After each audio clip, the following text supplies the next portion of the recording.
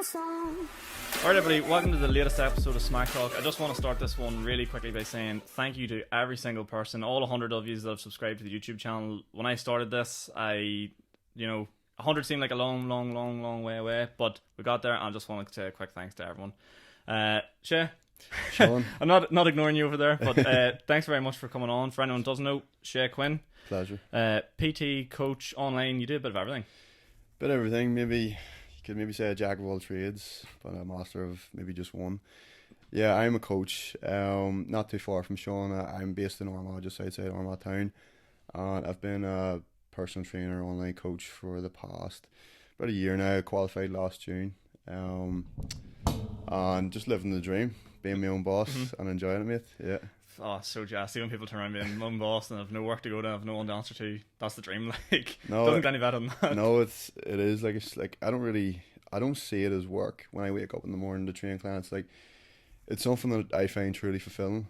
It's my passion coupled with my purpose, and like I would say, not to just drop some like life changing advice from the start, but if you're someone who's like working a job, right, that you don't really like and hate, but you have dreams and aspirations, just go for it.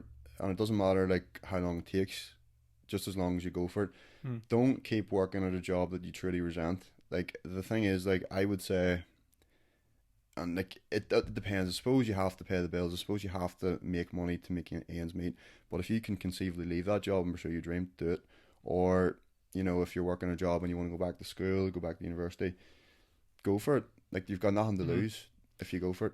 I think the big thing now is because you see all these like big motivational talkers and like all these podcasts, like everyone sort of covers the same topic of go for your dream and chase it. Yeah. There's no reason anymore why you need to sit at a desk and do a job you hate. Like, don't get me wrong, you can sit at a desk and hate that job and sit at a different desk and fucking love the job. Yeah, do you know what I mean? Like, there's 9 to 5s that people love out there. Oh, 100%. And I don't think people are bashing those. It's just that the days I think of, coming out 20 years old and then just 50 years of your life just dedicated to working something you hate just isn't worth it anymore.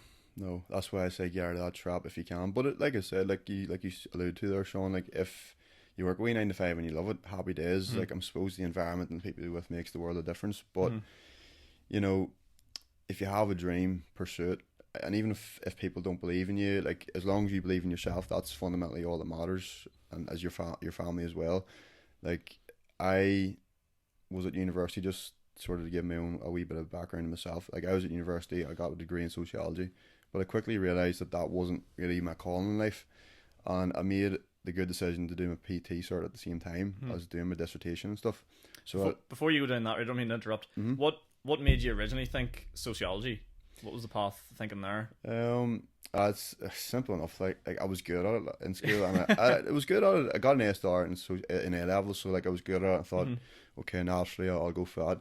But I had an interest in it too. Even to this day, like I would have an interest in it. The subject matter and stuff.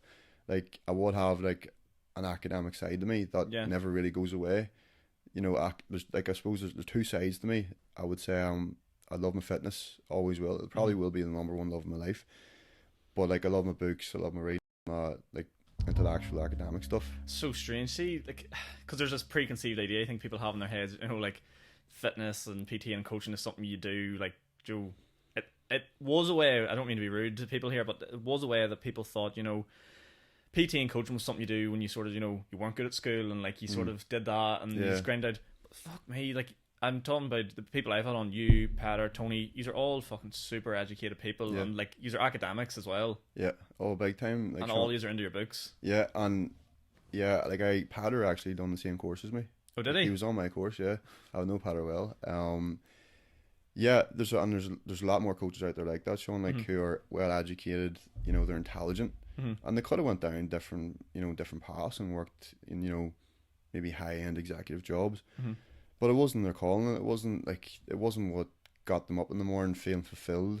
And, I certainly could have went down a different path. I'd say I maybe would have went down the path of teaching, and I might have went and done PGC and teach sociology. But, when I think about it, like, I did imagine myself, right, imagine being a PE teacher or imagine being a sociology teacher.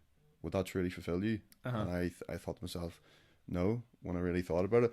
But then when I see myself as a coach, making an impact in people's lives, for sure. Like I was like, that excites me. Mm-hmm. Do you know what I mean? I knew that was the call. So, you know, I'll never regret that decision. It's the best decision I ever made. It's the best investment I ever made. Mm-hmm. You know, like I said to you earlier before we started the podcast, I spent $2,000 on my PT cert, and maybe some people, you know, listening or watching might think that's crazy money. But for me, it was a no brainer. Like, see, especially after the fact, it was a no brainer. That was the best investment I ever made in my life.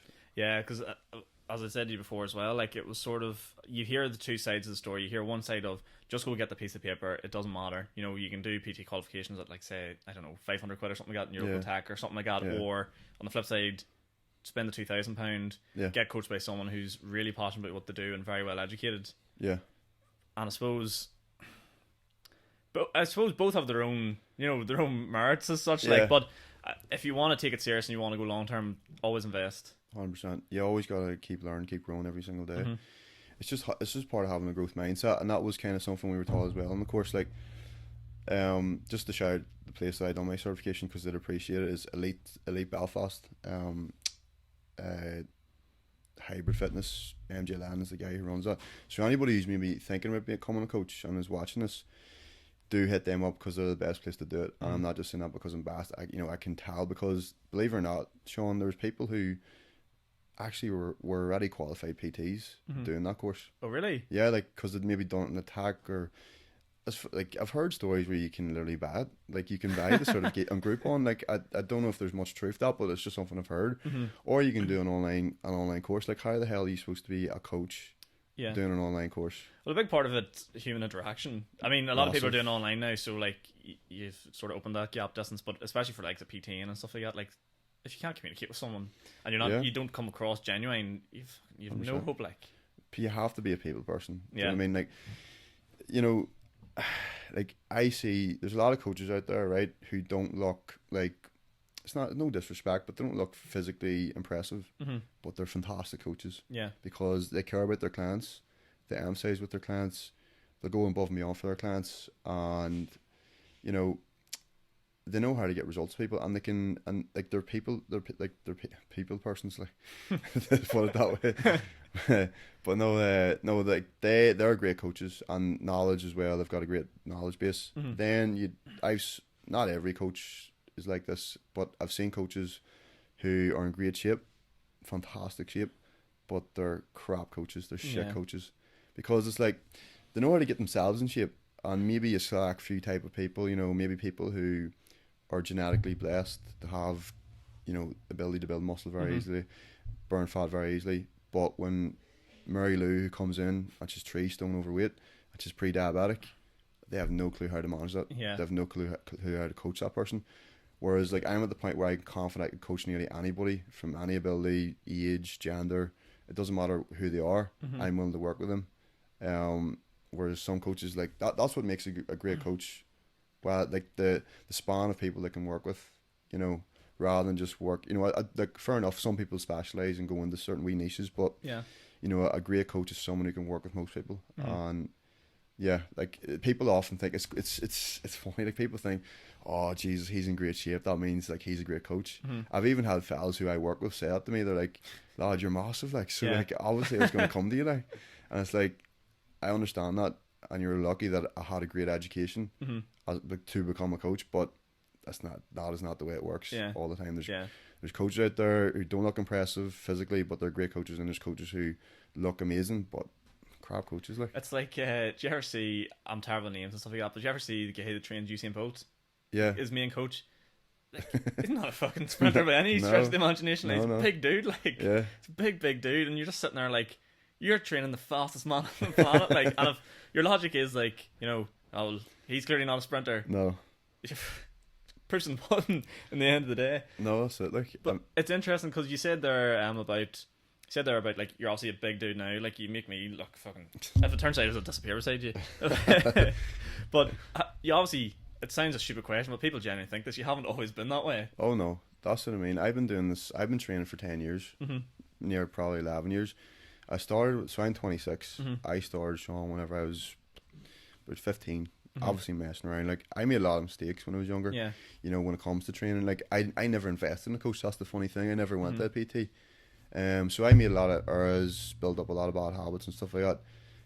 I used to be real skinny. Mm-hmm. Do you know what I mean? I'm now about 15 stone. When I started, I was honestly probably 9 stone.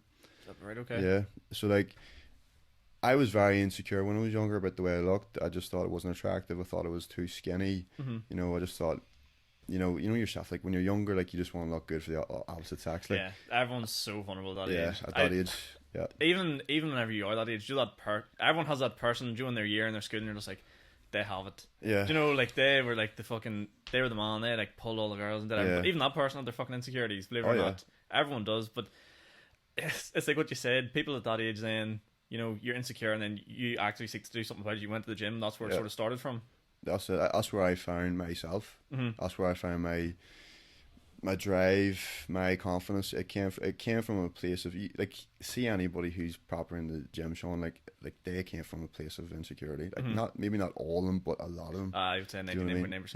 Yeah, like it's, and like I would say if there's one thing I'm addicted to in this life, it is to train. Like it's like there's times where I'm training at 1 a.m. because I would train all my clients first, and then I only have time to work out like at near midnight, like, yeah, and it's insane, like, but like that drive wasn't built overnight. Do you know what I mean? Like, and I said to people, a lot of people only know me now for who I am. They weren't there whenever I was 15 and was going into a gym for the first time and like was proper intimidated. Yeah, like seeing big men like and lifting big weights, and I thought I want to be like that. But like I sort of just hovered about the machines in the gym, and I was like eventually tentatively made my way to the free weights. There's that thing, it's like the free weight area. Do you know when you've never been before? It's like the land of the unknown. You're like, we can't go there. We cannot step foot in there. We're not allowed to touch dumbbells. And then you do, and you lift like an 8 kg to curl, and you're like, I'm so ashamed of myself. I hate myself. But it's nice to hear that, like, if you do think about it this way, then big guys were more than likely 99% were that insecure person one time as well. 100%. And it is a shame because you do sort of get, it's not, I don't think it's that common. I've never really seen it in my gym, but you do get the big guy that sort of like puts the ego on the outside then. Oh yeah. Joe wants to build the muscle and then have that fucking barrier up, and they sort of forget they were once that person. Oh yeah. They lose a wee bit of humility, so like they come from a place of insecurity and they build themselves up so much that they forget who they were. But like, you should never forget where you came from. Yeah. Do you know what I mean? And I've been guilty of myself. There's been times where I've been probably a bit arrogant. I've been like not too confident, but cocky. Like you could say there's a fine line. Do you know what I mean? In my eyes, like, I am an extremely confident person. I'm self-confident, but sometimes people might look at me on the surface and think I'm arrogant, because like, I'm always posting training. I'm always posting like pictures of myself, like showing my physique off. The reason why I do that is it makes me feel good. First of all, second of all, Lanny, who's the head coach in Elite, says to me, "You have a great physique, Shay. That's an asset. Use it." Yeah, and he's true, and it's right. Like, and like, I hate to say it, but having a great physique, like Tony's the same. He's got a great physique.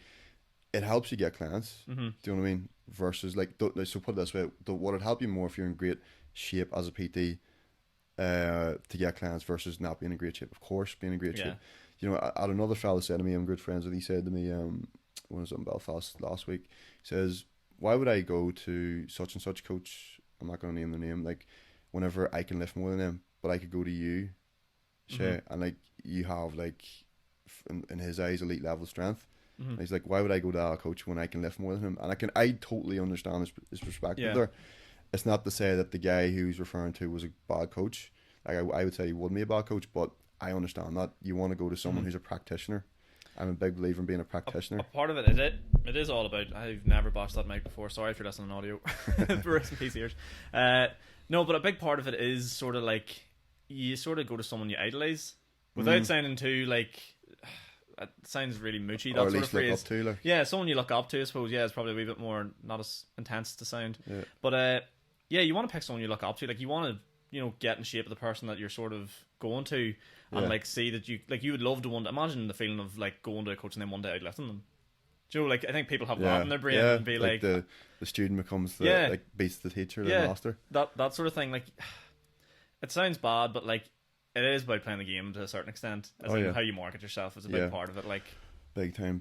Like, and that's where I think a lot of coaches fall down. Is like they don't know how to market themselves. Like, I've seen coaches who like their Instagram is private.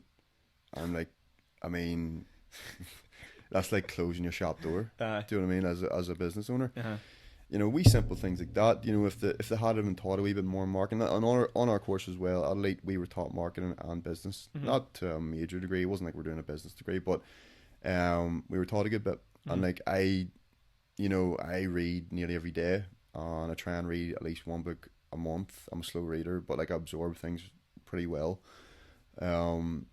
So I would read a lot of marketing and sales books. My brother, both my brothers actually are doing business degrees. One's business and marketing, so you know they could certainly help me as well when it comes to like the business side of things.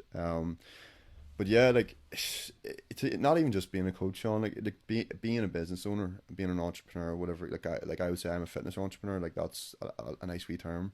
Like these, but you need to market yourself. You need to stand out. That's the biggest thing. It's such a populated industry, especially now, and especially as we said, £400 you can go get your qualification, and you're in amongst it. Then do you know what I mean? You're fighting for that sort of like you can have all the fucking knowledge in the world, and you can be brilliant, and you have done this course and invested this amount in yourself. At the end of the day, if you don't stand out amongst the crowd, and especially on social media where it's impossible. A free tip for anyone that's listening to this if you want to market yourself on Instagram, 2 posts a day at least. Minimum. I try my best to get at least 1 out a day, and I know it's fucking hard to sometimes grind them out and you feel like you're polluting people. You're not. You're working with algorithms, and the reason I talk about this is because I've worked in social media and I've looked at the algorithms and I've looked at the systems that they use, and you need to be ideally putting out 2 posts a day. And that's the bottom line. And people will call you pollute. People will call you this, that, and the other. But next thing, your videos and your pictures started coming up in people's explorers, and that's what it's about. That's 100%. How you get yourself out there. And that's just one thing you can do. That and stories. Stories a big one. Stories, like and making it like different kinds of content, like IGTV videos and stuff like that. Whenever people like.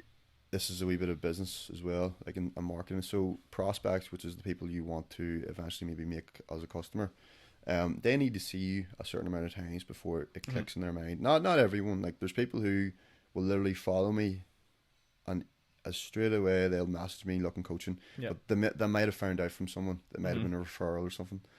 But I've had people who they'll continually watch my content. And I think the number is like at least 26 times before you get into the prospect's mind yet. And then I've had people say to me, you know, this is just like wee snippets of what people would say. They'd be like, I've been watching your content for a long time, Shay. I've been liking what you're putting out. You seem to know what you're doing. You've got great results with clients. I'd love to work with you and like carry you for as a coach. So like that's what I mean. Like, and to grow your Instagram and everything else, post on your stories, like the posts as well. Like you're not gonna stand out if you're not putting yourself out there. No. Simple as like. No. And the other thing is, I suppose for people that don't really do this, it's interesting as well. The way Instagram typically works is the more you watch someone's story, they come to the front of the pile. Yeah. So you could watch, say you spend a minute watching them every day. As soon as they put up that new 10-second video, it'll jump past everyone's shit and go to your front. So you're constantly being, I suppose it's a good and a bad thing on both ends. Like, it works both ways, but that's how it works. I don't think a lot of people know that. I feel like Joe, the likes of like myself or you that sort of like do it, you would sort of have that sort of knowledge. But for a lot of consumers, I suppose, you don't realize the depth of what you're sort of doing. Yeah, it's like I'm going to land some boys in trouble here. Austin, if you're listening to this doesn't apply to me. But the way that sort of social media works, I didn't intend to get down this rabbit hole, but it just is funny. You don't necessarily have to like something for them to know that you like that. Yeah. So you can be going through and you stop and look at a fucking Addison Rae fucking TikTok too long, or Summer Rae's booty pic too long. Yeah. And next thing, your search feed's filled with it because they know you may not have liked it because you're cute and it'll come up and someone will see you liked it. But they know. Oh yeah. They know. Yeah. I remember reading a thing the other day. After using Facebook every day for a month, for the first time, Facebook knows more about you than anybody else in the world. Oh. Isn't that disgusting? Yeah, I don't doubt that for a second. It's the same with the targeted ads though. Like targeted ads is a mess. It's crazy. Like I had said this is how scary phones are as well. Phones.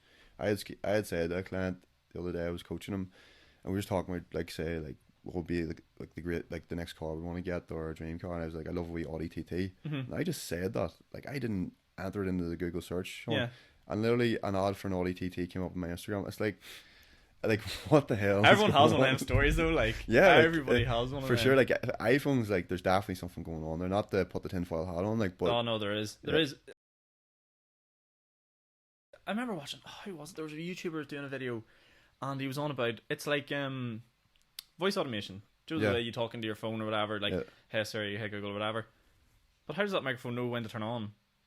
Do you know what I mean? Yeah. It's always on. Oh, for sure, for sure. It doesn't just go, oh yeah, you might talk now and flick itself on. It's always on. And whenever I heard that, I was like, fucking devil phone. Like, I'm going back to my Nokia. Press number 1 3 times for the letter C or something. Playing snakes. Yeah. Oh, take me back. Take me back. Yeah, those are the days. Like, take me back. Simpler times. Like, but yeah, not to get down the rabbit hole of put the tinfoil hats on, but it's funny with people talking about, like, you know, vaccines and the government want to track you. Trust me, if they want to track you, then do it through your phone so much easier. It's already a done deal. Yeah. Do you know what I mean? It's too late. Yeah. It is far too late. They already know all they need to know about your salary life. Yeah, the likes the Mark Zuckerbergs have already sold us all out, like, so for money. And did you watch that show on Netflix that was like this? Is it the social networking dilemma? No, what was it? Social media dilemma or something like that.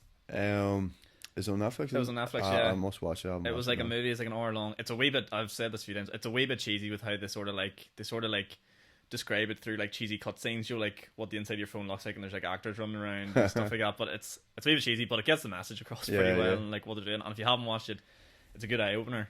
Yeah, it's a good eye opener for people from what they're doing. And as I said, they're like just from like you may not have liked something, but they know you like that content, and all they're about is keeping you, you know, on the app. Oh, hooked. Yeah, that's it. That's what their design. Social media is designed to be addictive. Yeah. Do you know what I mean? Now, the likes of like me and even yourself, Sean, that promote the podcast, like, you have to be on it. Yeah. Like, from a business standpoint, like my business is true. I do use Facebook, but I get so much business through Instagram. What is the story of that? I don't enjoy Facebook, and maybe it's this age, you know, that some sort of 20 age category, and maybe it's seen as like an older person thing now. But Instagram is so much heavier the way, and especially for like, I suppose, like consumers for yourself, or like consumers for the podcast and stuff as well. It's interesting. Yeah, like I think it is a generational thing. Even though, like, I recall whenever it came out, Facebook, I was maybe only first or second year, something like that. Like, I remember the Bebo days. Do you remember that as well? Oh yeah, like, I was Bebo. Yeah, I was there. I was laughing the other week because Jackie McAleavey was saying when someone used to call you out in Bebo, and I was like, Jesus Christ, there's people listening to this don't even know what Bebo are. Oh, for sure, like proper like millennials, like Gen Z. Like. But no, Instagram, I just think it's very simple. Do you know what I mean? Like, I love the simplicity of it. Post pictures, videos. Facebook has a lot of, like, you see Facebook, I think there's a lot of just, like, it's too political at times. Yeah. Not to say that Instagram isn't political, but, like, it's either statuses people put up. And, like, I would go on Facebook and you just see people put up statuses, like, just speaking utter dribble, like. Yeah. And then sometimes, you know, you might get an odd person who puts up, like, something with meaning behind it. But, yeah, it's just, I think the simplicity of Instagram, and it just seems like to put it simply, it's just more sexy than Facebook. Yeah. Do you know what I mean? I think as well, I think the biggest thing about it, Sean, is the how user friendly it is, and then like the pictures. I think people are just drawing the pictures more and like seeing photos, and Instagram is the perfect like medium to show off the perfect life you're supposed to have. And that's another thing. I know we chatted before about maybe talking about like body image and social media and stuff like that, and that's my problem with Instagram. Like, Instagram just shows all the good times. Yeah. Do you know what I mean? Like, you're very rarely going to come across someone's Instagram where they're going to like put up this picture of themselves crying, or like all the bad moments of life. It's literally a collection of all the best moments of your life, and it conveys this image to people. Yeah, it just sells people the dream. One thing that drives me insane, and it's massive in the fitness industry, is, and it's typically women that do it, and I don't mean to stereotype here, but it is typically women that do it, and coaches.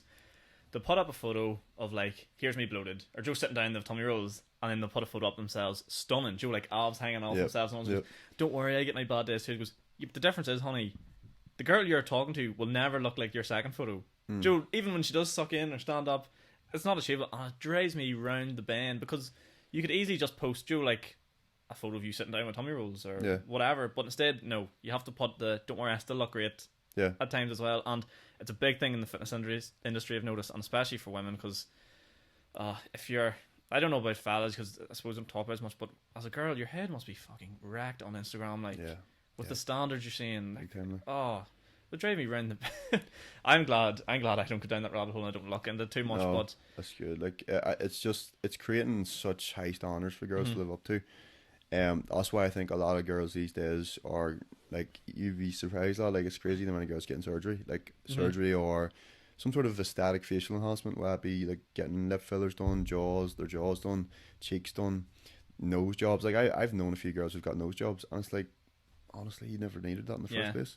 I was writing a joke the other week, and it was about girls getting stuff done, and it's like, no fella in the history of fellas has ever looked at a girl and goes, she's a 10, she would be a 10 if she only had her lips filled. No one's ever said that. No, there's too many other things we're like, no, yeah, exactly. Like, it's it's a lot more simpler than that. Like, yeah. It's not, no one exactly. It's never been a deal breaker. I don't know why they think it is. It's just driven by other girls. Yeah. So I genuinely think a lot of the girls who do get that stuff done are doing it to impress other girls.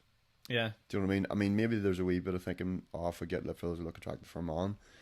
But like you said, like Sean, I've never looked at a girl and like, gee, damn those lips, like, do you know what I mean? Like, I mean, what man has ever done that? Yeah. Like, I don't think anybody has. Like, Stay at her lips height. Yeah, no, not not a chance. But then I think you're sort of taking away, like as you said, people do feel insecure, and that's fine. You know, everyone feels insecure. But you talking earlier, you worked through that. Not worked through it, but that hard work and dedication makes you feel some sort of gratitude at the end.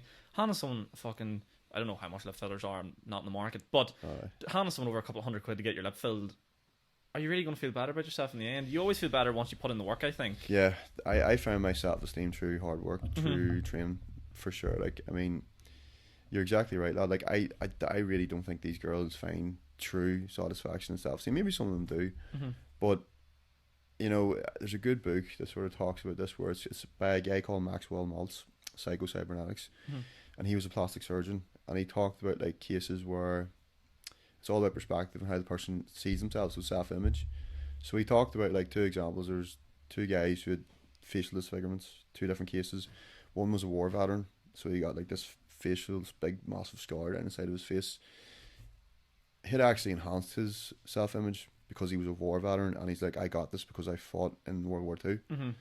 Then there was another guy who was involved in some sort of accident, glass shattered in his face, ripped his face open. Sort of a similar scar. Just sort of more tragic accident sort of thing. Yeah, both of them had facial disfigurements, right? But yet the guy was so self-conscious about his appearance, the guy with the accident. But very similar. Like, if the guy, Maxwell Maltz, said, if you seen both of them in the same room, you'd be like, sort of the same sort of disfigurement there, but two different self-images totally. So, and he also talked about people, like, there would have been a lot of women who got the surgery that they wanted, and looked the way they wanted, like breasts done, whatever, face done, and yet they were still unhappy. So he says he came to this conclusion, it's like there's something deeper at play there. It's not about the way they look on the outside, it's like it's something in here they're not addressing. It's something internal, whether it's they're not working on like their emotional health, their spiritual health. I'm a big believer in holistic health. That's something I suppose I could delve into, is like, it's not just about the physical or the mental, spiritual. I'm big into spirituality. I would meditate, things like that. I wouldn't go as far as to say like, people say like, oh, do you believe in God? And it's like, there's a good line I always say it back to people when they ask me that, and it's like Jordan Peterson. I say, I act as if God exists. That's the way I act. Oh yeah, okay. You know what I mean? That doesn't. He's very quiet when he said that. He's like, it's not. He doesn't admit that he believes in God, but I act as if he does exist. Yeah, so basically, in other words, be a good person. Do you know, like the more, like the morality of religion, because like that's the thing. Like a lot of our morals today, like that's the one thing you have to say about Christianity. You can say what you want about it. There's a lot bad about religion, a lot of wars over it, but it did build the foundation for a lot of morals in society today. Don't kill, don't steal, don't covet your wife, stuff like that. So yeah, I'm not religious, but I'm certainly spiritual and believe in spirituality. When you mean you believe in spirituality, like what does that involve? Because I think some people hear spirituality and they're picturing beads and steaming in waterfalls, like like sitting in the fucking lotus position, like meditating. I believe in. I'd say I believe in the power of the universe. Do you know what I mean? The laws of the universe, like everything happens for a reason. That sort of stuff. Yeah. Okay. Fate, I'm the same. Yeah. 100%. Like, and I'm a big believer in. I maybe would say karma. Like I sometimes think, does karma exist? But it's like one of those things as well. Like with the God example of Jordan Peterson, I would act as if karma exists. Mm-hmm. But it's just it's a good wee way of enforcing yourself to be a good person. Yeah. So I also believe in life, give more than you take and you'll be rewarded. Like, like I think that's a good way to live as well. Like, yeah, you know, when it comes to like all your relationships in life, try and give more. Can't say I've always been perfect that way, but I've you know, over time as I've gotten older as well, I've learned to be like that. Give more than you take and things like that. Like, that's what it's all about. Yeah, like learn from everything you do. You know, you make mistakes. We're both still young. I'm 23. Like, you're gonna make mistakes 100%. Even until the day you die. Probably you're gonna make some fucking mistakes. Like, and it's about learning from them. And I know it's easy to get angry at people, especially as you talk about like Joe, like sort of relationships and stuff. It's easy to get angry at people for like mistakes they made, but at the end of the day, like, you just have to ensure you don't make the same fucking.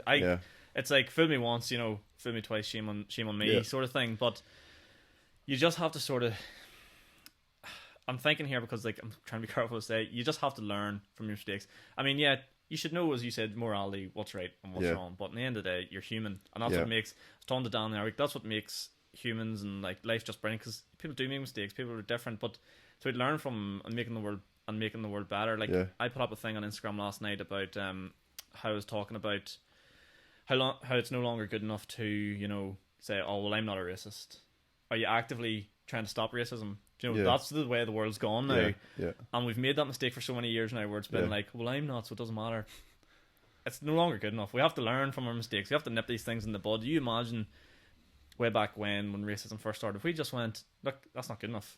You know, if there's someone big enough, not man enough, fuck. No, I'm out. I'm done. Cancel. Male toxic masculinity. Damn it. How long do you get? 31 minutes. God fucking damn it.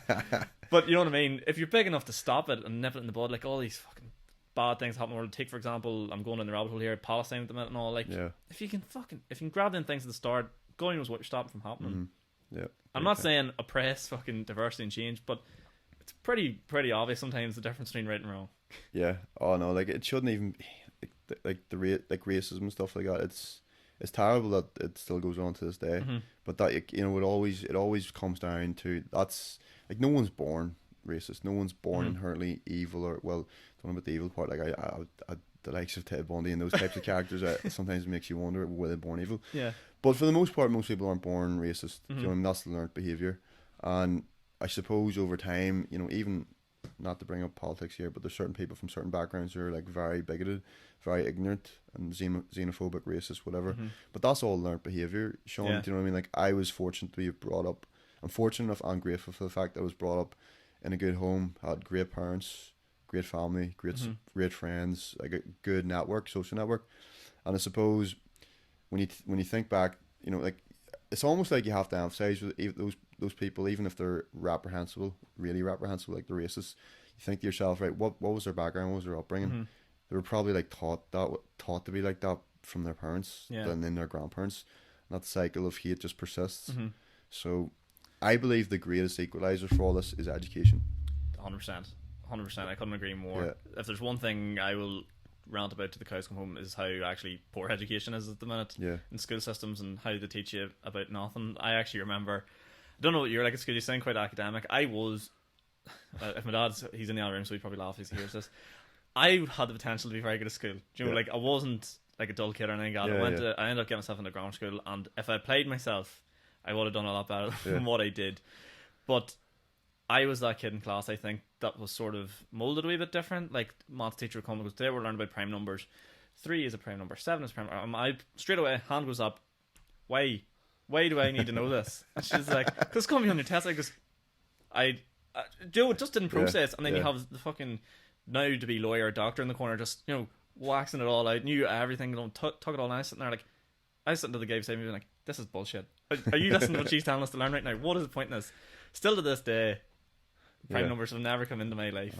Teach me how to do taxes. Teach me about VAT. You know, like, fucking practical math solutions that you need to learn about. And especially as like as you said, like, you're a business owner, like, they don't, I am convinced, right, and here comes the tinfoil hat, I'm convinced they don't want to teach you about those things. Because then once you're taught about it, you know, you learn about taxes and the more naive you are, the more you just accept what they tell you. Do you know what I mean? Like, oh god, yeah, I'll go here. Fair enough. Like, as business owners, right? As a business owners, there's ways, claim tax back and all these things, but you're never taught that. No. And you're not doing anything sketchy there either. Claiming tax back and VAT, it's just a thing. But where would you ever get that information from unless you had someone advising you? Yeah. I'd say never. Exactly. Never. And I just think they teach you all this shit in school and poor education so you don't ask questions. Yeah. They want people to go into the 9 to 5, work 50 years, ask no questions, pay your taxes, dig a hole 6 foot down. That's you. That's the story. I'm convinced they don't want you, thinking otherwise. Yeah. Because if you think otherwise, you're going to realise there's a lot of bullshit out there. See, there's a great saying, I hope I can remember this, about education. It's like, the education teaches you what to think, not how to think. Here's the other way about there. No, it teaches you. Yes, education. It's what to think, not how to think. Yeah. Yeah. Right, and that alludes to what you were saying there. Like, there's so much that the education system leaves on the table. Mm-hmm. There's so many like real practical life skills that the education system could teach. Mm-hmm. Like, even like, there's so many young men as well these days, lad, who just grow up and like they're crying out for role models. Like, there's just no one in their life. Like maybe they're born and raised in a single parent family. Mm-hmm. Mother just looking after them. They're definitely like the types of person who's looking for that male role model. Mm-hmm. That's why like a lot of them fall into crime and just getting into a gang, and they look up to some leader of that gang. Like, he's their like role a father model figure almost. Yeah, like as sad as that is to say, like, mm-hmm. unfortunately it happens.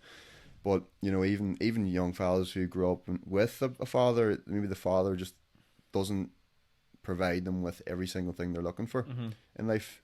Maybe their father's not like, I suppose, like, there's a lot of fellas maybe think, right, my father's, he's a good guy, great father, ordinary guy, like, but he's not like Superman, and they're looking mm-hmm. for that Superman role model, that man who they can, like we talked about earlier, idolize and look up to, mm-hmm. and help them grow in other areas of life that maybe their father's lacking in. Yeah. Do you know what I mean? So it's why, like, even like my father's, like, I love my father, like, I mean, he's the best father I could ask for, but there were certain areas where he didn't necessarily like be the person I looked up to. Mm-hmm. Do you know what I mean? Like, he's a business owner himself. I've learned so much from him, how to do taxes and stuff like that from him as well, VAT. But he's like, we're opposites in the sense that like he loves cars and like fixing things with his hands and stuff. Mm-hmm. I'm physical as well. It's just I coach people, but he's no interest at all in fitness. Oh, really? Yeah, no. My father wouldn't know what to do if he set foot in the gym. I love the man, but mm-hmm. it's just not his interest. He loves cars, like, that's his thing, that's his craft, mechanic and stuff like that, mm-hmm. and he sells cars as well. Like, so that's what his love is. Yeah. It's just I never had an interest in that. Yeah. Do you know what I mean? So, I have a lot of people I look up to, like David Goggins, Jordan Peterson, Jocko Willink, all those men. Like, they're men who've achieved success in life, mm-hmm. and I look up to them in all different ways. Like Jordan Peterson, like, there'll be people who might watch this who might disagree with what he says, like, in his message. Like, he's a bit controversial, but like I look up to him because, like, he's intelligent, he's articulate. Like, like that's the academic side mm-hmm. that I like about him. And then like David Goggins and Jocko Willink, like, they're just fucking hard men. Do you know what I mean? And like, you look up, boss. yeah, Goggins is insane. Like, so you learn things from them. Do you know what I mean? And you can sort of, like, it's not that you're trying, like, I'm not trying to be them. I'm not trying to be David Goggins. No. I just take things from them, and like, I look up to them, and I take inspiration from them, mm-hmm. and then like, you learn a few things from them, and then you sort of try and incorporate that into your own, philosophy of life and mm-hmm. stuff like that. But it's like you alluded to, you sort of said it earlier. Like, I believe this anyway. Every single behavior you do is learned. Yeah. You learn I know there's people that probably argue that, but fundamentally, I think, like, you learn on. How do you know to do something if you've never taught it? You know, like, whether you've been taught it or you've seen it, or it's been ingrained in you from a young age and you have no idea, you've been taught it. But one thing I find really interesting is you mentioned Jordan Peterson there. I just think he's the breath of fresh air that young men have needed. Yeah. Over the last while, because like them. A lot of them people you hear, like psychologists and stuff, they're very hard to connect with. Yeah. Especially, I'm speaking as a young man myself, like, they're hard to connect with because they just seem to either overcomplicate things or almost be like, I can find them very complicated times where he just puts it very, very black and white. You like it, you don't like it. And I always appreciate someone that will talk off evidence and studies and research. I remember remember listening to him talking to, like, you see all, like, the clips of him talking to, like, like feminists and stuff like that there, and like, well, men actually have it harder because, you know, more men are homeless and more men are this, and you're sitting there being like, this man's not wrong. Nothing he says is wrong here. Like, it's sort of, he's sort of, he doesn't really give his opinion. He sort of just gives his facts. Yeah. Joe, he knows, he's just sort of talking about things he's found, and then I'm bad for this as well, but I always give my opinion. But people that will turn around and be like, well, where's your evidence for that? Where's your evidence for that? And the person's just sitting there like, well, just it doesn't work, doesn't exist. And then the other guy was David Goggins. Yeah. And he's someone I like, but I find it so difficult to relate to him because he's just a psychopath. He's obviously like savage. It's like, oh, they're talking about doing like tours and stuff, and he'd be in Boston, they're going to New York. It's like, oh yeah, Goggins is going to run it. I'm just sitting there thinking, I couldn't think of anything worse than running like city or state to state. Yeah. That's madness. It's like running from Newry to Derry. Oh, like, but that would be nothing to him. That's what I mean. But like them ultramarathons, like I think he's the extreme. Like, there couldn't be anyone harder on the planet than that man. No, 100%. There couldn't. And he prides himself in that. Yeah, he's an extremist. Like, I've listened to his book as well, and he would say he's an extremist. Mm-hmm. But like, it's like, that's why I said, like, no one should try to be like him, because that man's upbringing, like, everything in his life is his own unique experience. Yeah. How he sees the world is probably much different than we see it, Sean. So like, it's just, I can take, like, I certainly would not do all the things he does. Like, I hate running for a start. Like, I'm shit at running, like, so I don't really do it that often. Join the club. I just, like, the one I'm good at is lifting fucking 10, like. So, but I do it the odd time just for fitness. But no, like there's things to take from him. Do you know what I mean? And yes, I will agree with you. He is a savage, like, and I think he's hard to relate to for some people. Do you know what I mean? Like, but I love, it's more about the mental side of things with him that I love about him. You know, he talks about callous in the mind, and whenever he says things like stay hard, that just means strengthen your mind. Yeah. Because if you can control, well, like, it's hard to completely control your mind. I would disagree with him there, because, like, I've studied deaf psychology as well, not to go off on a mad tangent here, but, like, Carl Jung, Sigmund Freud, those sort of fellas, they would say you're not the master in your own house. Like, that's what Carl Jung would say. What he essentially means by that is we have drives, these innate drives that go beyond, like, what you can't, like, there's the conscious mind, there's the unconscious mind, there's the subconscious. There's thoughts that will pop out of the unconscious mind into your head, and you're like, what the fuck am I thinking? Why am I thinking that? But the thing is, though, about that as well, you're not your thoughts. You're not your thoughts. Like, so if a mad thought ever popped into your mind, like, that isn't you. Like, he would talk about, like, you're like an amalgamation of sub-personalities. Like, you're not like one pure sub-personality. Over your life, through learned experience, you know, and being taught things. And also, like, you see as well, like, no one, like, yes, I would agree, Sean, like, no one's born racist, no one's born, like, with these behaviours, but we're not necessarily a clean slate. Like, we are born with, like, it's a mixture of nature and nurture. We are born with genes that can predispose us to certain behaviours. Do you know what I mean? So, but yeah, I would say, like, the environment, I would probably say environment has more of an influence on our behaviour than nature, than what we're born with, but we're not totally a clean slate when we're born, so definitely, like, a lot of things wouldn't necessarily be in our control, like. But the one thing I will say is, though, and this is probably one of the biggest, bestest quotes that's ever stuck in my mind, is like, you know, it doesn't matter what situation you're facing in life, you can choose what attitude you want to have in life. Do you know what I mean? For the most part, because there was a guy. Did you ever hear this guy's story? His name is Viktor Frankl. He was in a concentration camp.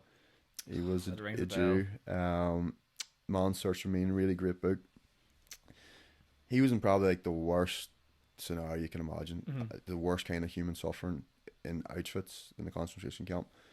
And he said that despite everything that happened, he had lost his wife, he'd been separated from his wife, didn't even know if his wife was alive or dead.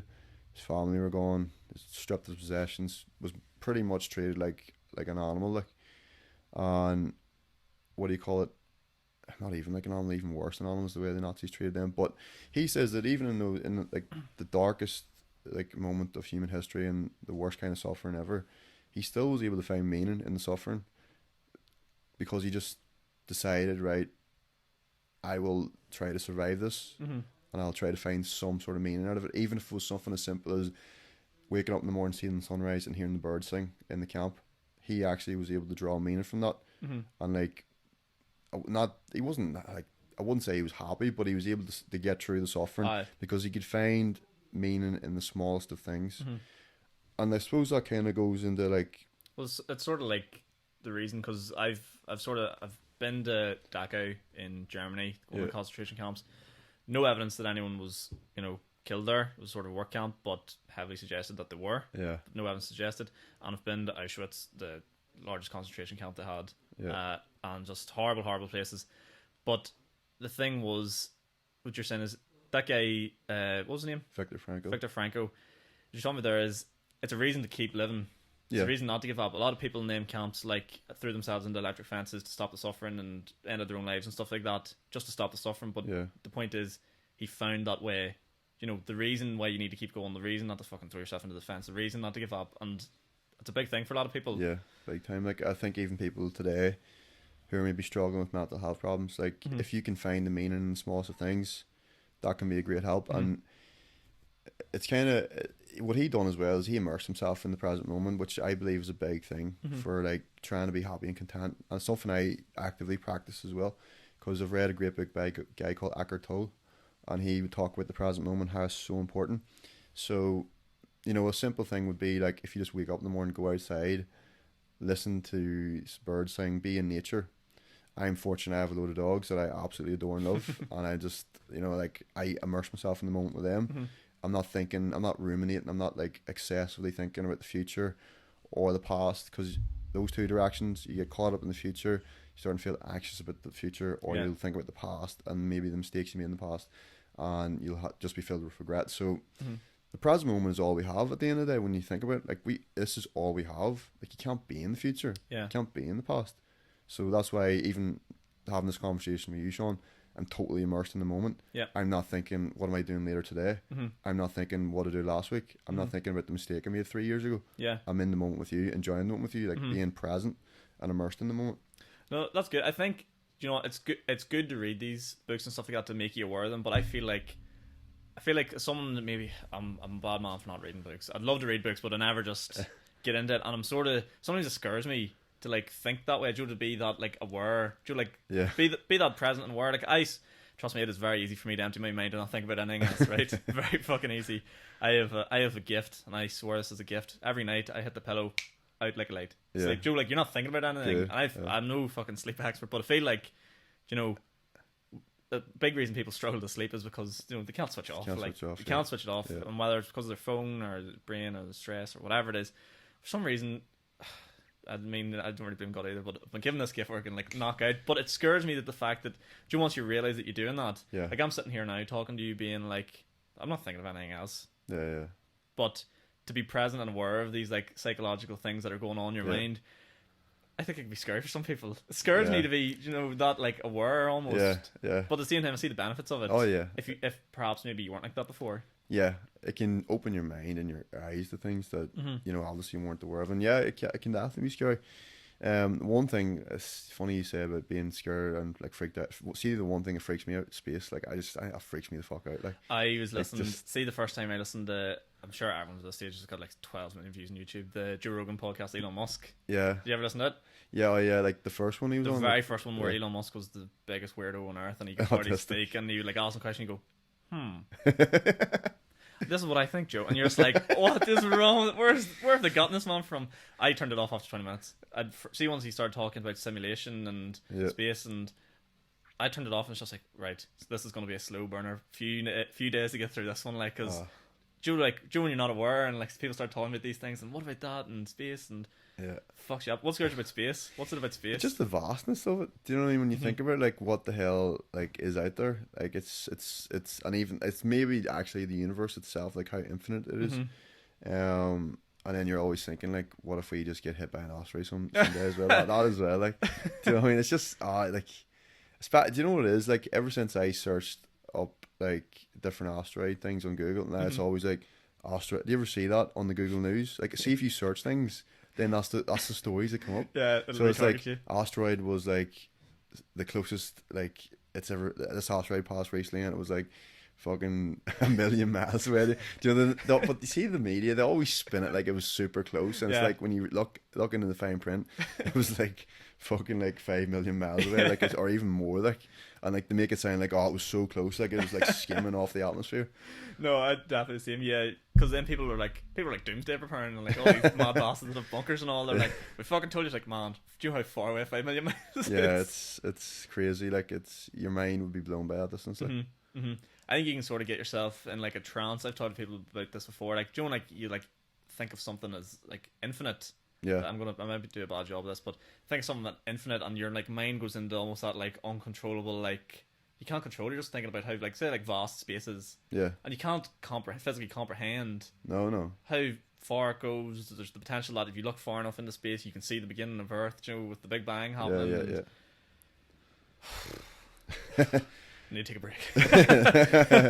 No, that's it. Like that's, you know, but going back to maybe the point about like reading and stuff. Like I think a lot of people are afraid to read like and learn about things because I don't know. Like it's probably a variety of reasons. You know, maybe growth. It's like I will say, I see growth. Growth is not fucking easy. It's not. It is not pain free. Yeah. You know, to grow, like you must. I wouldn't like Goggins would say to grow you must suffer, like, and I would agree to a point. Like obviously, don't be fucking torturing yourself and suffer seems like a hardcore word. Yeah, he is just hardcore. Uncomfortable maybe. Yeah, uncomfortable for sure. Like get out of your comfort zones. Mm-hmm. Do you know what I mean? That's really what it is. Like cause you don't really read, lad. Like that's for you.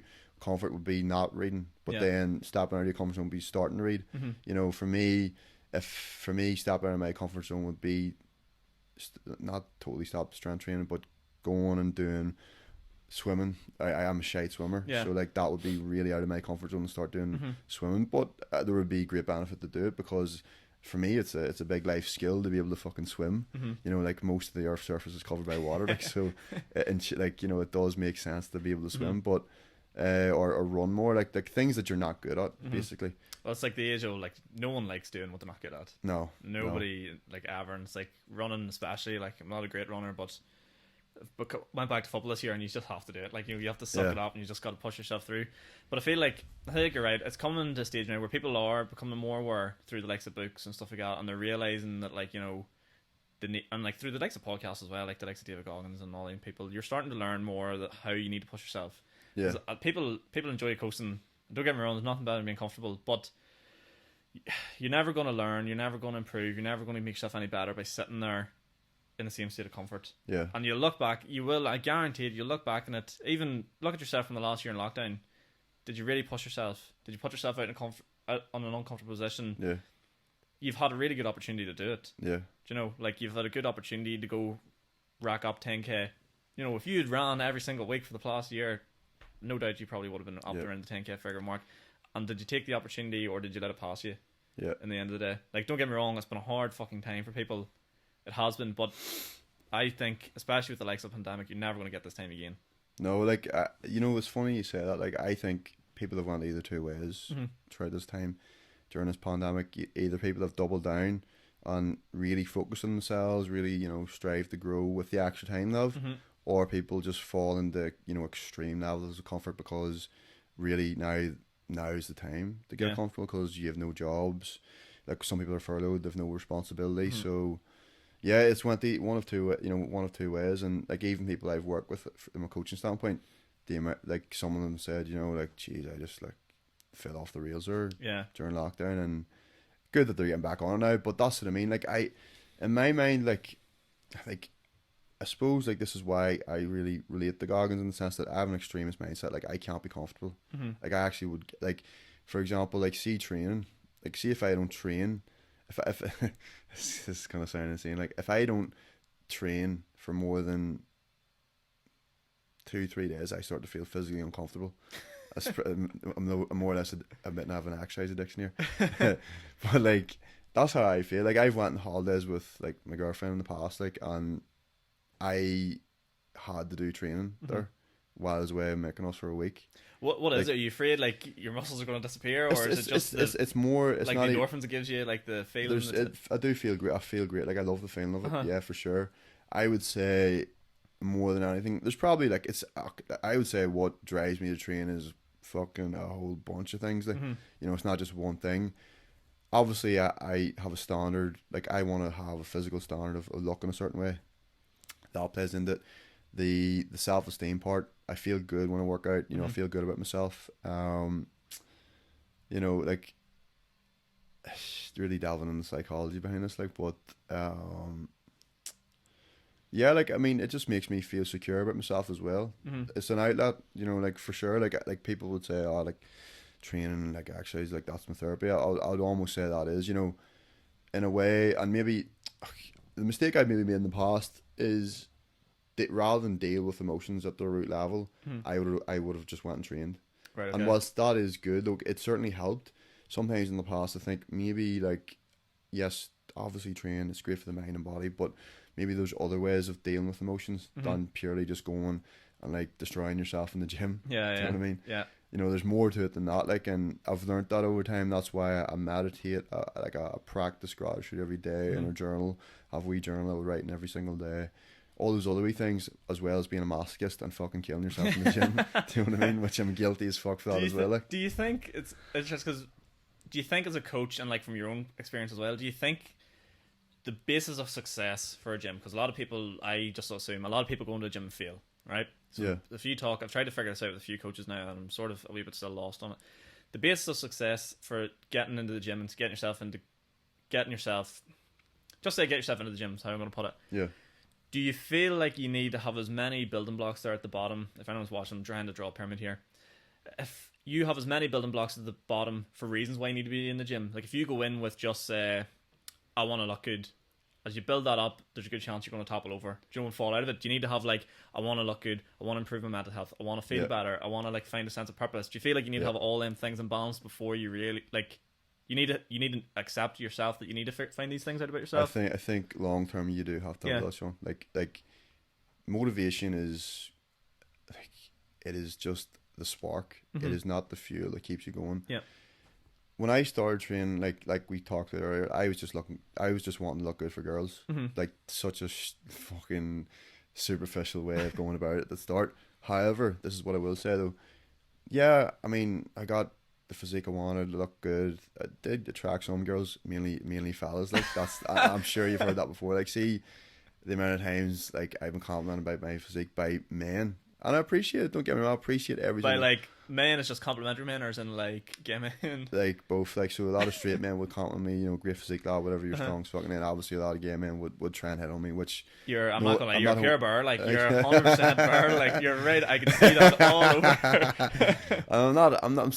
I'm far from homophobic, like, but you know, at the same time, like, Jesus Christ, like that's I'm not interested, obviously, like, but that's what you get though. And a lot of fellas who are in great shape, and for example who are straight, will tell you like the amount of like attention you get from men. You do get, like, I'm not gonna lie, like you do get attention from girls, like you do, but it's, if you want to put it in a ratio, it's very much like maybe 80% men. Like, yeah. Do you know what I mean? So going back to the point, like, yes, I got the physique I wanted to, but then it's like this wee switch changed my mind. It's like, yeah, I look great, I like the way I look. Now I'm training for performance. Now I'm training for longevity. Now I'm training because I actually love the way it makes me feel. Yeah. Do you know what I mean? Like for me, and I would say as well, I don't really care about the way I look now. Like I do care, obviously, but what I mean by that is me looking good is just going to be a byproduct of the work. So I don't really like think, right, I need to go in and like do these curls so my biceps look good.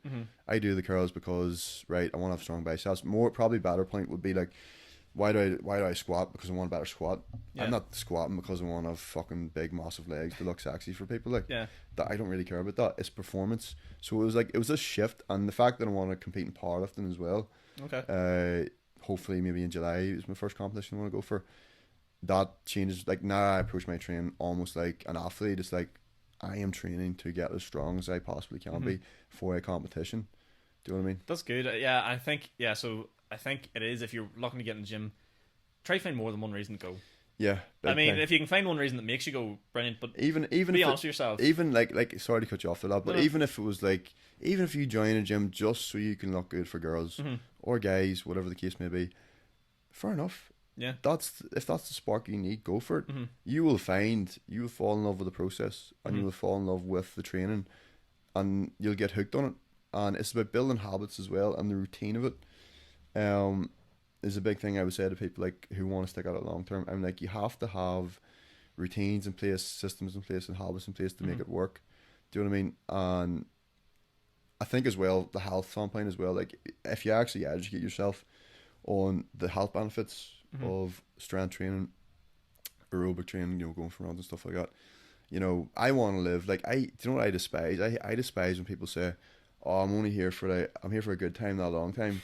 I always reply to people when they say that. I'm like, fair enough, like, but I'm here for a long time and a good time. Yeah. Do you know what I mean? Like, I want all the cake. Yeah. I don't want one slice. I want to have it all, and I will fucking work to have it all. Do you know what I mean? So that's how I approach it as well. Health would be a big motivator as well. Like when you look into things like living longer, staving off chronic disease, heart disease, cancer, whenever you look into, like, because I'm a geek when it comes to science as well, so I love the science behind strength training and exercise and stuff like that. So I would look into things like, I would see studies saying, people who engage in strength training reduce the risk of all forms of cancer by, this isn't the exact figure, it's just an example, like 40%, whatever. Or people who regularly engage in aerobic training improve their memory and stave off dementia and Alzheimer's. Do you know what I mean? Things like that. And we see things like that gives you fuel for fire as well. The health. So you're right, totally right, Sean, in the sense you need to have a lot of things stacked to keep the motivation for the long term. Yep. It's almost like, there's a good way of putting it. Most things start with inspiration. So I remember there was a coach talking about this. Was a really good analogy. He says, so see Rocky, like the film about Sylvester Stallone's boxer. You go watch that, or even Creed in recent times. You watch it, you're like, fuck, like maybe I should take up boxing. Like, you know what I mean? Like, you're inspired. Yeah. You're inspired after watching Rocky. You're fucking shadow boxing in the mirror, like, or something like that. Something stupid, like. And then the next day, like, maybe not, like, do you know what I mean? So you're inspired briefly. The next stage would be motivation. So, like, it goes from, right, I watch Rocky, might look for boxing gyms here. I'm feeling motivated to go and do it. And then it goes to things like, it goes from inspiration, motivation. Then the next stage would be things like intention, like setting the intentions, right? I'm going to go to Armagh Boxing Club on such and such date. You're setting the intentions. And then the next stage would be habits, and that's just regularly going to the training, whatever it may be. It doesn't have to be boxing, it can be even going to the gym as well. And then eventually at that point, what you're going to get to after a while, takes a while, passion. And that's a big thing as well. I think that maintains motivation in the long term is becoming passionate about it. And I'm just lucky in the sense that I have so many things, even being a coach for other people as well, definitely keeps my motivation high. Like, I'm a big believer, I said earlier, being a practitioner. Like, I'm a practitioner. Why would I go and make these people do all these exercises if I don't do it myself? Exactly. Do you know what I mean? So, like, as a coach, you got to walk the talk. Do you know what I mean? There's a lot of coaches out there who are purely online coaches, and, like, I'm not going to shit on them because I do online coaching myself. Shit on them. Do it. I haven't had the other side of the story yet. But in my opinion, like, and it's just my professional opinion, okay, I think what really defines a great coach, and what really is where a coach earns like his real coaching ability is through working with people one-to-one. Do you know what I mean? Because, like, Sean, like, I'm not gonna lie, like, you could probably do online coaching for people. Like, you could, if you maybe done a wee bit of fucking reading on giving a diet out, giving a workout plan to follow, you could honestly, you could probably go on to Google, look up a workout plan, work out a diet plan, and send it to someone. Here's my 2 cents. I'm gonna start an online coaching program here, and I'm not shitting on anyone here, but that's just from I know, because I've talked to a few people. Get them in a calorie deficit. How do I do that? Right. Get them to eat these food. Did your weight go up? Did your weight go down? Right, your weight went up this week. We're going to eat a wee bit less this week. Right, okay. Did it go up or down this week? No, it stayed the same. We're going to eat a wee bit less this week. Yeah. And there you go. There's your online coaching plan. Yep. in a nutshell, that's how I would do it. Yeah, if someone came to you with the goal of weight loss, that's exactly how you would approach it, and like you're not wrong at all there. You're totally right, and I'm sure you could probably pull up a basic like strength program from the follow as well, and you'd probably get results. I hate to say it, like now obviously there is a wee bit more nuance to it. Like obviously, what my approach with online coaching is, I would give them all the tools, all that and stuff like that, and like I mean.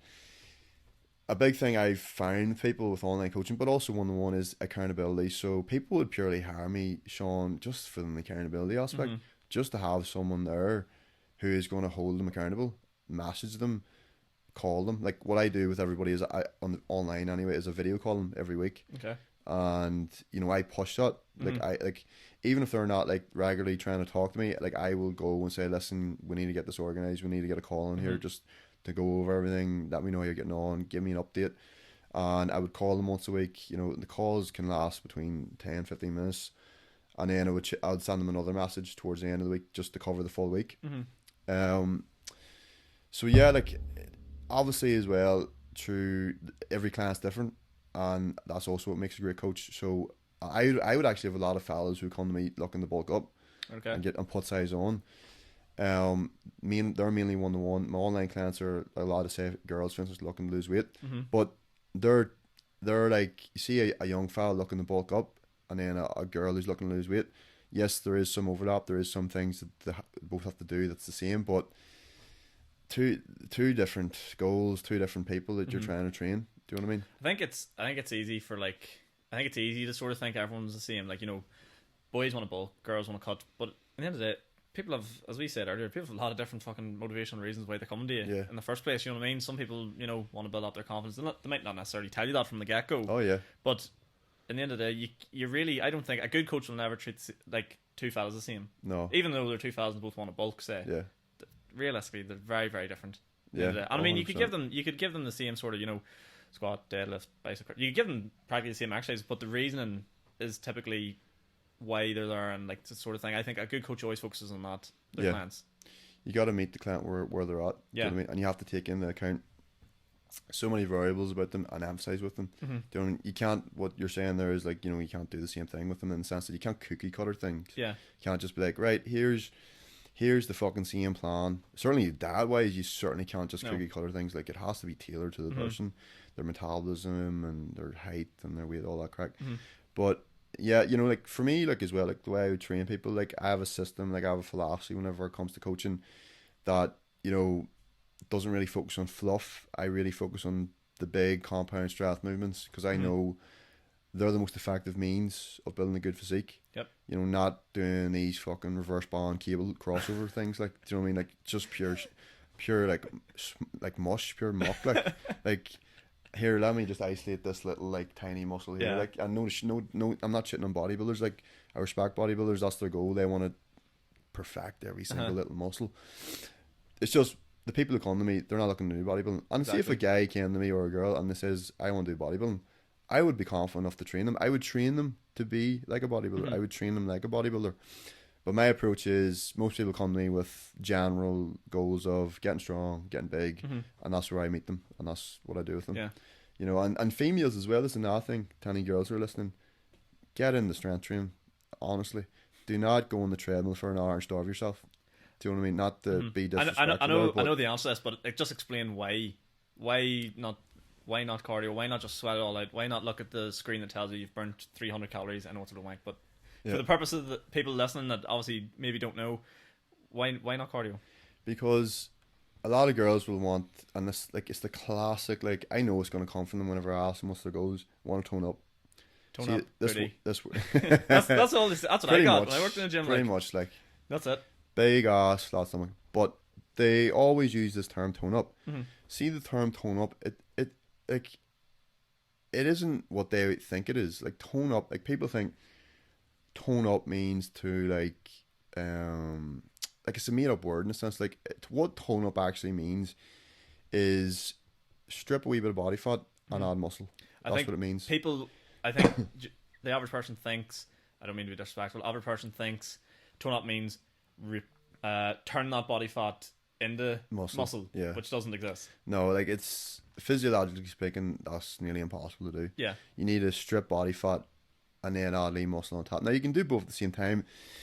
It's difficult, but you can do it, especially as a beginner. And I've seen it myself firsthand with, you know, fellas or girls I work with, like their physique, their composition, they're dropping body fat and they're building muscle at the same time. The more advanced you get, it gets a wee bit tricky. It's more difficult to do. Yeah. But going back to the point with the girls, often that idealized tone look they're looking to get is best achieved by strength training. Do you know what I mean? The problem is whenever like they go on the treadmill for an hour and like they're like eating like 500 calories a day. Like again, I've heard things about what girls eat, and I've heard stories with girls starving themselves. You will just look like a size 0 model. Do you know what I mean? Like you'll have no, and like I don't want to like, me personally, like I like a girl who is athletic looking and curvy, like, and isn't like, and isn't an absolute stick. Yeah. Right. And that's no disrespect to girls who are really thin. If you're really thin and genuinely happy about the way you look, and you know you're not starving yourself excessively, and you're eating good food and you're training, all part of you. But it's just a lot of girls fall in this trap where they think, right, I need to do loads of cardio, I need like really cut my calories low, like whereas I've known girls who regularly strength train, and believe it or not, Sean, they're eating like 2,000 calories a day and they look amazing. Yeah. Do you know what I mean? And I'd well believe it, yeah. And it's trying to like get girls to think that way. Step away from doing loads of cardio and start doing strength training to build a really good, strong, solid physique. And like, and then another thing is that girls think they're going to turn into She-Hulk if they start lifting weights. And it's like, it just doesn't work like that. Even for guys, like, it is hard to build muscle for guys, and we have so much more testosterone. I read a thing the other day, or not read, I was listening to a thing the other day. Girls, just the way they're built and their autonomy and stuff, you will never have biceps like a boy. No. You know, no matter how hard you train them, it doesn't happen. Like, you're not going to turn in and have this tennis ball popping out of your arm. Like, it just doesn't happen like that. The only way it could possibly happen is if she was taking steroids. Like, I mean, massive dosages of steroids. But at the end of the day, they're taking the male hormone, the male sex hormone, to achieve that look. So no, they like, you will never look like a man. If anything, you will get that look that you're after. But a lot of girls, and this is another point as well, and it's not always the girl's fault either. I will say, in some gyms, the atmosphere and the culture is not friendly towards girls. Like, I've seen it firsthand in gyms, more big commercial gyms, Pure Gym. Shit on them. not Pure Gym Newry, like, it's alright, like, but Pure Gym Belfast, right? I've seen like girls would look at the free weights and it's almost like they're completely put off. Some girls do go in and fair play, but like I've seen like the way some men get on, like they'll just stare girls, like, and like, it's like, rotten. Yeah, it's disgusting. I've worked in the gym and I've had to tell fellas before, it's like, I mean, it's a tough one, you know, because you can't say to them like, fucking stop being a creep, like, but you'd sort of like approach, the way I would approach it would be like, I'd go up to a fella, even if you see a fella doing it in the gym, you know he's staring creeping at a girl, like, I would approach them and just say like, look mate, I know, like, she's good looking and shit or something like that. So like, break the ice with them, be like, she's good looking. It's like, yeah, she's like, fuck, you wouldn't want to stare too long though. You like, just like ingrain it in their brain that you're like, I can tell that you're fucking staring at her, like, without actually saying, Joe, because if there's one thing I've learned in the gym, especially if someone hasn't asked for it, people don't want your opinion. Oh yeah. Massively, like, massive. But going back to your point about the girls in the gym, and especially the commercial gyms, I'm lucky because I've worked in a council gym, so like, it's a friendly enough atmosphere, and the people you get in, like, there's no like massive people come in, like, I think heaviest dumbbells we have would be like maybe 30 kg, so you know, you're not getting like really, really hardcore people, or like, it doesn't just facilitate those sort of people. But yeah, I get it. Would you be, I've asked people this before, would you think a girls only gym would be a successful idea, or girls only time? Yeah, I like the idea of it for sure. Really? I know, I'm aware of there's definitely one facility. I don't know where it is. I think it's like GRLS Fitness. I'm maybe getting the name wrong, but they're an all female gym. I think, do you know what it is, Sean? It's like trying to create the right culture in a gym. So my goal is like I'll actually, not next Tuesday after, I'm expanding my gym and getting it fully kitted out the way I want. It'll be a proper, like, it is a wee gym now, but it'll be, in my eyes, a proper gym. But even more down the line, whenever I want to have a bigger facility, like a proper big facility, it won't be like a exclusively male gym or exclusively female gym. It will probably be a semi-private gym, but like, it's not that I'm going to be like, okay, I will say it, like, I might be quite selective about who trains at that gym, like, because I want to create a culture that's friendly, that's like a family type culture, and I wouldn't think twice about, like, if there was someone in a member of my gym down the line in the future, and they didn't vibe with me, or like they were just their behavior was not in line with what I want in that gym, I would say get out. Like, Yeah. you know, I wouldn't think twice about it. It would be the same if there was a coach. Like, if I was to hire a coach, I would want them to be bought in to what I want for the gym, the culture of the gym, the atmosphere, how we do business. Like, see, that's another thing as well. Like, a lot of people said to me, if you owned your own gym, like a bigger facility and all, like, would you like rent space to the PTs? No, I would hire coaches. I would pay coaches salaries to work for me, and because in a way that's a better approach, I think, because a lot of PTs, not all of them, but they go to these gyms, they're paying £200 a month rent, 300 whatever, and they're almost like mercenaries. Like, they don't give a fuck about the gym. Yeah. All they care about is the people they train. See, the general members don't give a fuck with them. Yeah. Do you know what I mean? Like, all they're there for is to get their money from the clients. I've seen that before. They'll almost like intimidate you out of the way, or like I've seen them ask people to move before. Yeah. I've seen it in pure gyms. They'll be like, "Sorry, I want to use this," and I was like, "What gives you the fucking God-given right?" Yeah. Do you know what I mean? Whereas, like, if I was to hire coaches and pay them well as well to be bought in as a team, like, they will, no doubt about it, they will be more invested in what I want, what is good for the gym and good for the members as well. Sounds good, but the only thing I'd say there is there's a very fine line, and I've heard about this with some gyms, that they sort of shift. It depends what you're sort of doing, but there's a fine line there between. I've heard some gyms that sound very culty, right? It sounds like there's a sort of cult going on, and you have to have like a specific mindset, as in like your spiritual beliefs or like holistic beliefs and stuff like that, and it gets a bit dicey sometimes. Oh, I certainly wouldn't delve into that. Yeah, like, no, I mean, I've heard a very recent example of a gym that's sort of gone down that way, where like if you don't, if you went out party on the weekend, not welcome here. Like, No. if you had like, even dare say, like, if you like, oh, what was it again? There's an example given me, like, if you had turned around and told someone like, oh no, like, I don't fully believe what he's talking about, he's full of shit, like, he's just like, get out, like, to the end, like, but on like a real spiritual level, Yeah. really, and like it's some like no evidence based, Yeah. just like it's not like turning around and saying like, oh, I don't believe in the calorie deficits, and they're like, right, you're a fucking moron, get out. Like, it's pure wacky shit. But that's what I mean. It seems like you're going the right way about it and what you're talking about, but some people do sort of take the piss, I think, with those private gyms. Yeah, take it too far. Like, I mean, I would, like, those are really, like, those are crazy rules. You know what I mean, for me, like, it would just be nice to everybody you're with in the gym. Like, don't be disrespectful. Keep the place tidy. Yeah. Do you know what I mean? Like, I like the way, I just like the way the place I done my certification, they do business. I love the way they do business. It doesn't mean the door is completely closed to anyone. Anyone could walk into, say, that gym, or in the future my own gym, and say I want to be a member. And it's not like I'm going to like interview them and all, and like be like, right, is this person a good fit and all. Like, I know who the types. I'll probably naturally will attract the types of people I want. Do you know what I mean? Because like they could probably tell straight off, right, that's the type of gym I want. Like, not to like give away all the ideas of what I want to do here, because like sometimes I think if you talk about your ideas in business, someone's going to take them. Yeah. But like, the way I want to go about with my gym is it's going to be something that appeals to a lot of people. So there's a lot of gaps in Armagh.